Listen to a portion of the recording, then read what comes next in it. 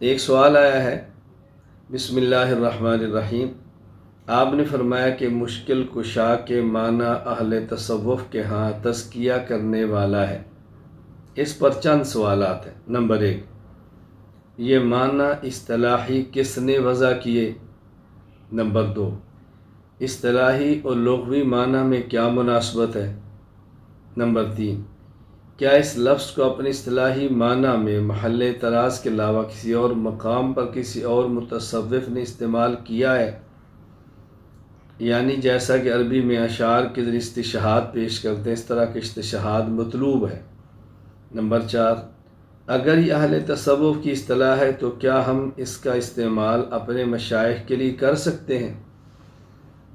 جوابات: مشکل کشا فارسی زبان کا لفظ ہے جو عربی زبان میں حلال المعاقد کا ترجمہ ہے۔ حلال المعاقد حضرت علی المرتضیٰ رضی اللہ تعالی عنہ کا لقب ہے۔ حلال المعاقد کا معنی ہے گرہ کھولنے والا، مشکل مسائل کو آسانی کے ساتھ حل کرنے والا۔ فیروز اللغات میں ہے مشکل کشا، مشکل کو حل کرنے والا۔ تو اب دیکھیں مشکل کشا کا معنی استعمال ہو رہا ہے، اور صرف ہم نے نہیں اور حضرات نے استعمال کیا ہے۔ میں اس وقت بہت مناسب سمجھتا ہوں کہ آپ کی خدمت میں اس موقع پر حضرت شیخ الاسلام سید حسین احمد مدنی نور اللہ مرقدہ کی تحریر پیش کروں۔ فتاوی شیخ الاسلام کے نام سے شیخ الاسلام حضرت مدنی رحمہ اللہ کے منتخب فقہی تحریرات مکاتیب کا مستند مجموعہ یہ ہندوستان سے شائع ہوا ہے۔ یہ جو کتاب چھپی ہے اس میں ایک سوال ہے۔ حضرت مدنی رحمہ اللہ سے پوچھا گیا، حضرت علی کو لوگ مشکل کشا کہتے ہیں، مگر یہ لفظ مجھ پر گراں گزرتا ہے کیونکہ مشکل کشائی تو صرف اللہ تعالیٰ کی صفت ہے، تو پھر حضرت علی کو مشکل کشا کیوں کہا جاتا ہے؟ الجواب: حضرت علی کرم اللہ وجہہ کے متعلق مشکل کشا کا لفظ نامعلوم کس وجہ سے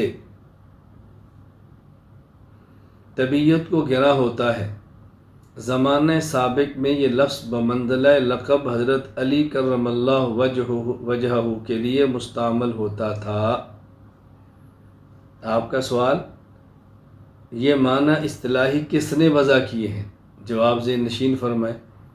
زمانہ سابق میں یہ لفظ بمنزلہ لقب حضرت علی کرم اللہ وجہہ کے لیے مستعمل ہوتا تھا۔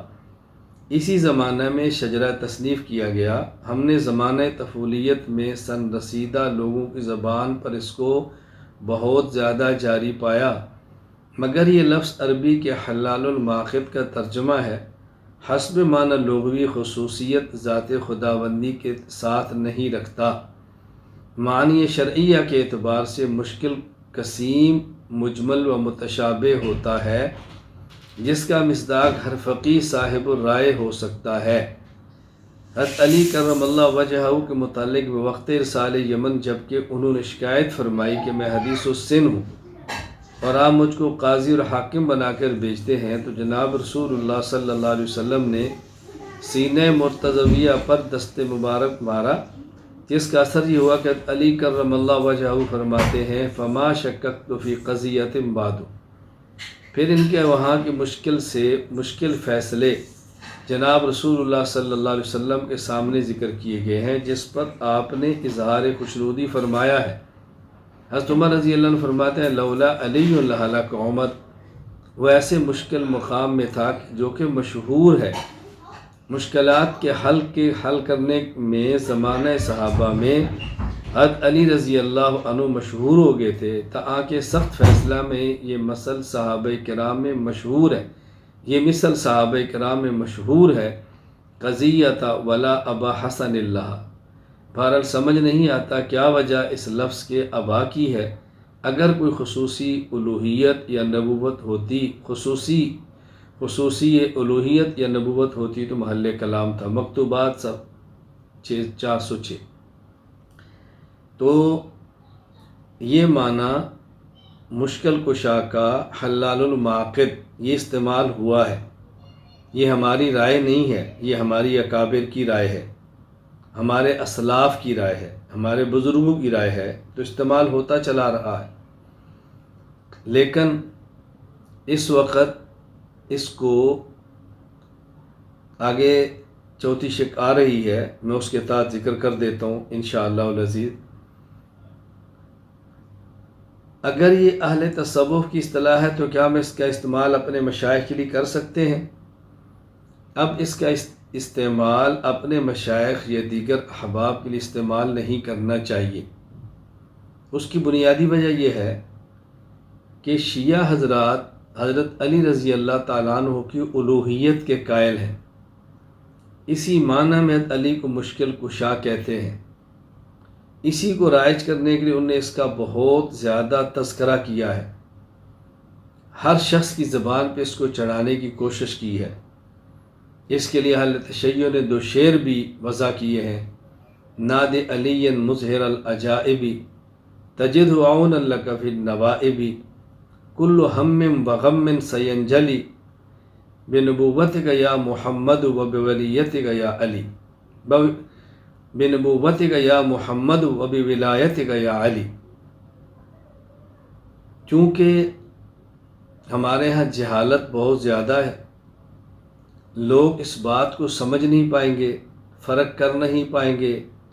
اہل باطل نے میڈیا کے زور پہ اپنے عقیدہ کو بہت زیادہ پھیلایا ہے، لہٰذا فی زمانہ ہمارے دور میں اس لفظ کو استعمال نہیں کرنا چاہیے۔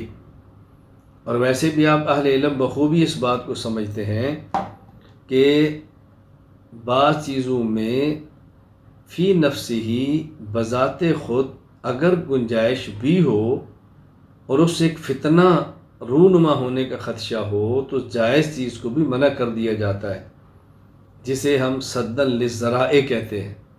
اس لیے اس کا استعمال اب ہرگز نہیں کرنا چاہیے۔ لغوی اور اصطلاحی معنی میں مناسبت بالکل واضح ہے کہ مشکل کشا کا لغوی معنی مشکل کو حل کرنے والا، حلال المعاقد، اور اصطلاحی معنی تزکیہ کرنے والا۔ شیخ طریقت اور مربی تزکیہ کرتا ہے، اور یہ کتنا مشکل ہے اس کو وہی سمجھ سکتا ہے جو اس مسند پر بیٹھا ہے، دوسرے بندے کے لیے اس کو سمجھنا از حد مشکل ہے۔ میں ایک بار اپنے شیخ مرشد عارف باللہ حضرت شاہ حکیم محمد اختر نور اللہ مرقدہ کی خدمت میں حاضر ہوا، تو میں نے وہاں خدمت میں عرض کیا کہ حضرت ایک تو ڈاکٹر ہے جو جسمانی طبیب ہے، عام امراض کا علاج کرتا ہے، ہاتھ، پاؤں، ناک، کان، گلا۔